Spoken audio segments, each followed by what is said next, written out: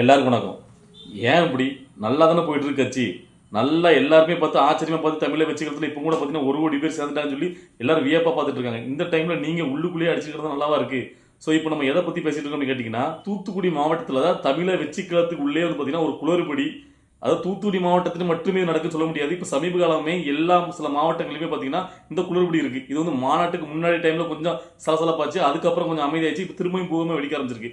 இது வந்து உங்களுடைய தவறா இல்லைன்னா பின்னாடி இருந்து வேற யாரையும் சூழ்ச்சியின் மேல இப்படிலாம் நடக்குதான்னு தெரியல.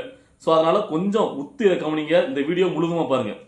ஏன்னு கேட்டீங்கன்னா, தூத்துக்குடி மாவட்டத்தில் இப்போதைக்கு தூத்துக்குடி மாவட்ட பொறுப்பாளராக போட்டிருக்கவங்க அஜிதா அக்னர். உங்க எல்லாத்துக்கும் தெரிஞ்சிருக்கும், நிறைய வீடியோக்கள் நம்ம பார்த்துட்டு இருக்கோம். அவங்க வந்து நல்லா வந்து பார்த்தீங்கன்னா கட்சிக்காக ரொம்ப உழைச்சிட்டு நிறைய மக்களை, அதாவது இப்போ ஸ்னோலின் அவங்க தாயாராகட்டும் நிறைய விஷயங்களை போயிட்டு மக்களை வந்து அரவணைச்சு சாதி மதம் பார்க்காம எல்லாரையும் கட்சிக்குள்ள இணைச்சிட்டு இருக்காங்க. ஒரு நல்ல வேலை பார்த்துட்டு இருக்காங்க. ரொம்ப ஒரு நல்லபடியான ஒரு பொறுப்பாளர்னே சொல்லலாம் அவங்கள. ஸோ அவங்க இன்னைக்கு வந்து பார்த்தீங்கன்னா தூத்துக்குடி மாவட்டத்தோட தந்தைன்னு சொல்லப்படுற குரூஸ் பர்னாந்து சிலை, அவங்களுடைய சிலைக்கு மாலை மரியாதை தமிழை வச்சுக்கிறது சார்பாக செலுத்திருக்காங்க. அங்கே போயிருக்காங்க.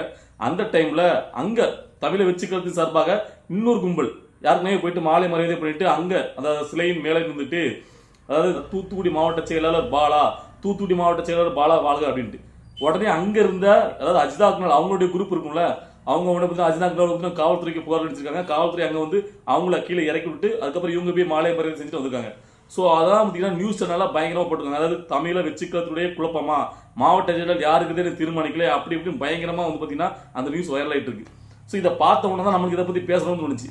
அதாவது முதல்ல இதை பற்றி நான் தூத்துக்குடி மாவட்ட செயலாளர் யாருங்கிறத முடிவு வந்து பார்த்தீங்கன்னா தலைமை தான் அறிவிக்கணும். அது வரைக்கும் கொஞ்சம் வந்து அமைதி காத்து தூத்துக்குடி மாவட்டத்தில் பொறுப்பாளர் எல்லாரும் ஒற்றுமையாக செயல்படணும். ஏன்னு கேட்டீங்கன்னா இப்போதான் தமிழை வச்சுக்களை வந்து பார்த்தீங்கன்னா ரொம்ப நல்லபடியாக வளர்ந்து வருது. எல்லாருமே ஆச்சரியப்பட பார்த்துட்டு இருக்காங்க. இந்த அளவுக்கு இவ்வளோ சீக்கிரமா ஒரு கட்சி இவ்வளோக்குள்ள வளர்ந்து வருதுன்னா அது தமிழை வச்சுக்களை மட்டும்தான், தளபதி விஜயாலன் மட்டும்தான் அது முடியும்.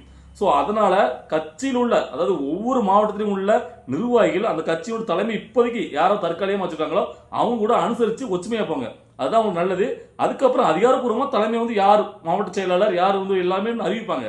ஸோ இப்போ நான் தூத்துக்குடி மாவட்டத்தை பற்றி இந்த அளவுக்கு பேசிட்டு இருக்கேன்னா, ஆரம்பத்தில் தூத்துக்குடி மாவட்டத்தை பற்றி எனக்கு தெரியும்.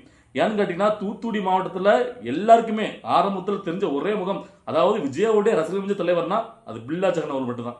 பில்லா ஜெகன் அப்படிங்கிற ஒரு வார்த்தை தான் எல்லாருக்குமே தெரியும். ஸோ அவர் தான் வந்து ரொம்ப காலமாக வந்து பார்த்தீங்கன்னா விஜய் ரசிகர் மன்ற தலைவராக இருந்தாங்க. ஸோ அவங்க வந்து பார்த்தீங்கன்னா ரசிகர் மன்ற தலைவராக இருக்கும்போது டிஎம்கேல இருந்துட்டு இருந்தாங்க. ஸோ அதனால இப்போ தளபதி விஜய் கட்சி ஆரம்பிச்சு உள்ள வந்த உடனே, ஒரு அரசியல் இயக்கமாக வந்த உடனே அவங்க டிஎம்கே இருக்கிறனால அவங்க டிஎம்கே பக்கமே போயிட்டாங்க.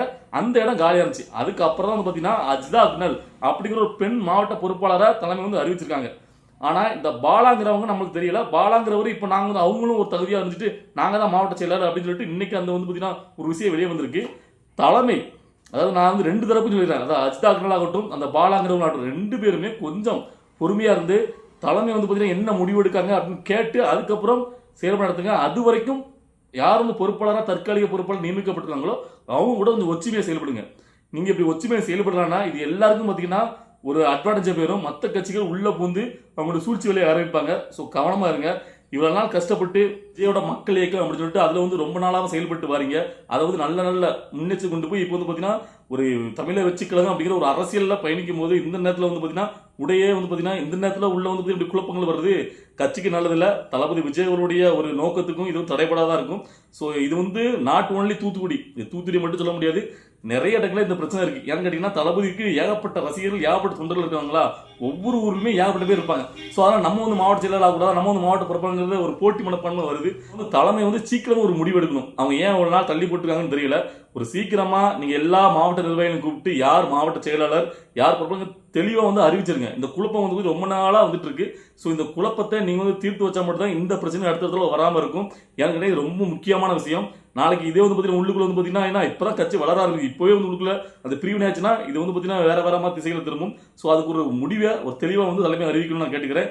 இந்த வீடியோ வாயிலாக. ஸோ இதை பார்த்துருக்க தோழர்கள் உங்களுக்கும் என்ன தோணுது, நான் சொல்றது சரியா தவறா அப்படிங்கிற கருத்துல கமெண்ட்ல பதிவு பண்ணுங்க. இந்த மாதிரி இன்ட்ரெஸ்டான வீடியோக்கு நம்முடைய நான் சப்ஸ்கிரைப் பண்ணுங்க. இந்த வீடியோ பிடிச்சிருந்தா லைக் பண்ணுங்க, ஷேர் பண்ணுங்க. பாய்.